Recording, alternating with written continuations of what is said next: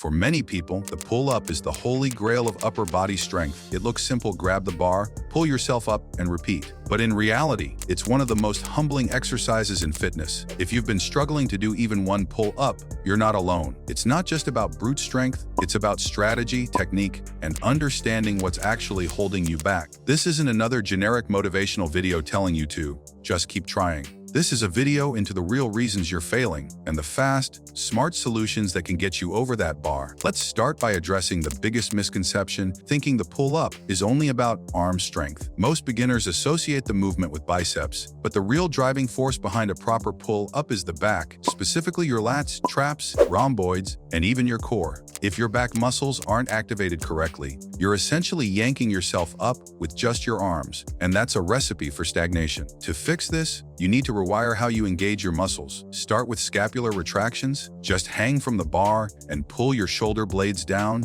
and together without bending your arms. This teaches your body to lead with the back, not the arms. Another silent killer of pull-up progress is a weak core. You might be wondering what your abs have to do with pulling yourself up. The answer: everything. Your core stabilizes your entire body during the pull-up. If your abs are soft, your legs will swing, your spine will arch, and your form will collapse, making the movement not only harder but inefficient. Incorporating exercises like hanging leg raises, hollow body holds, and planks into your routine can drastically improve your pull-up control. You want to turn your body into a single, rigid unit that moves as one, not a flailing set of disconnected parts. Then there's the issue of grip strength, an overlooked but critical piece of the puzzle. If your hands can't hold onto the bar long enough, you're never going to complete the movement. Your brain will literally downregulate muscle recruitment if it senses you're about to lose your grip. To improve this fast, start incorporating dead hangs into your routine. Hang from the bar for time: 30 seconds, then 45, then aim for a full minute.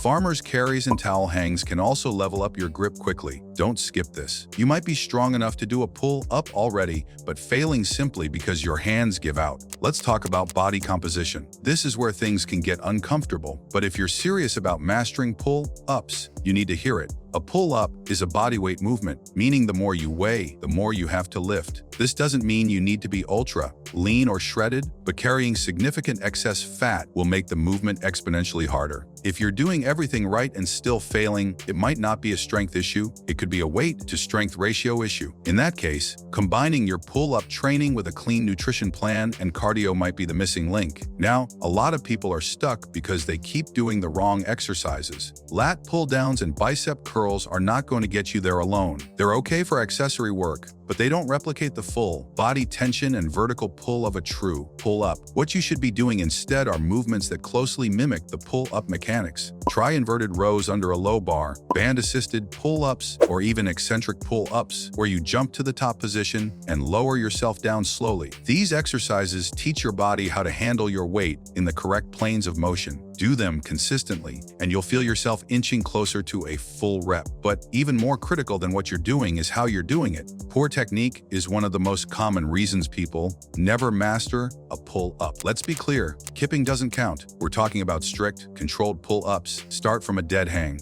Engage your scapula. Pull your chest to the bar, not your chin. At the top, your elbows should be down and back, not flared out to the sides. Lower yourself all the way until your arms are straight again. Half reps and momentum will only delay your progress. Perfect form might mean fewer reps now, but it guarantees more reps later. Another trap is overtraining. Pull-ups are tough, and hammering away at them every single day can backfire. Muscles grow when they recover. If you're doing pull-ups daily with poor form and without rest, you're building bad habits and increasing your risk of injury. Instead, follow a smart program: 2 to 3 pull-up focused sessions a week with adequate rest in between. Mix in mobility work for your shoulders and thoracic spine to keep your body moving well. It's not just about doing more, it's about doing it right. You should also understand the value of progression. People often try to go from 0 to pull-up without breaking the movement down into achievable steps. Think of it like learning to run before you can walk. The smartest way to build up is through progressive overload. Start with assisted pull-ups using resistance bands. Then move to negative reps, focusing on the eccentric portion. After that, add in isometric holds. Pause at the top and middle of the pull-up for several seconds. Over time, these build the strength and neuromuscular coordination needed to complete a full rep. Let's not ignore mental blocks. Many people fail at pull-ups before they even begin because they believe they can't. That mindset creates a self-fulfilling prophecy. Every time you try and fail, it reinforces the idea that pull-ups aren't for you. But strength training is as much mental as it is physical. Start visualizing your success. Use positive self-talk. Break your goals down into micro wins. Today I did 3 controlled negatives. This week I held a dead hang for a full minute. That's progress. Celebrate it and stay consistent. Here's another overlooked tactic: train your rows. Yes, rows. While they aren't a vertical movement, horizontal pulling builds the same muscle groups in slightly different ways. Barbell rows, dumbbell rows, and seated cable rows help strengthen your lats and rhomboids, which are essential for pull-ups. Think of rows as the foundation.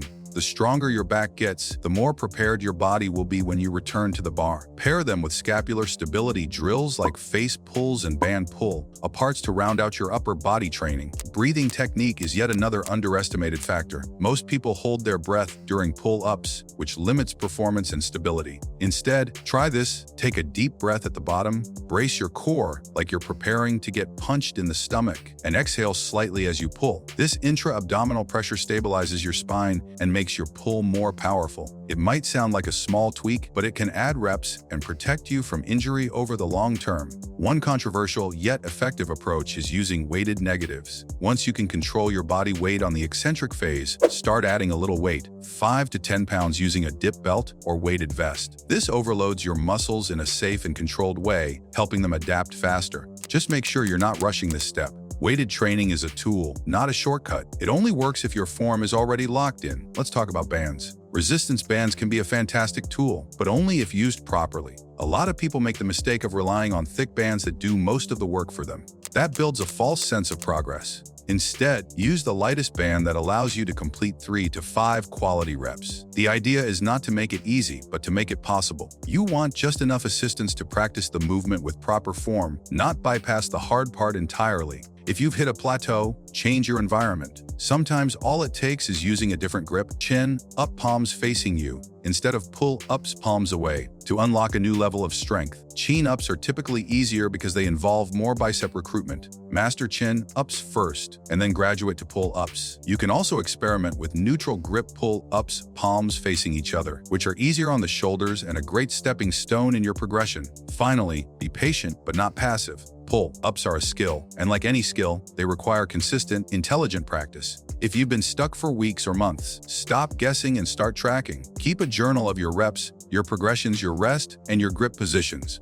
Look at the data and make adjustments. Strength doesn't come from trying harder, it comes from training smarter. In the end, mastering the pull-up isn't about being naturally athletic or gifted. It's about solving a puzzle, and every piece, scapular engagement, core tension, grip strength, progressive overload, body composition, and smart programming matters. Get those pieces in place, and the bar will no longer be an obstacle. It'll be your benchmark of growth. Every rep a testament to discipline and strategy. The first time your chin clears that bar unassisted, you'll know it wasn't luck. It was earned. Now it's your move. Don't just hang there. Train with intention, build with strategy, earn your pull-up and own it.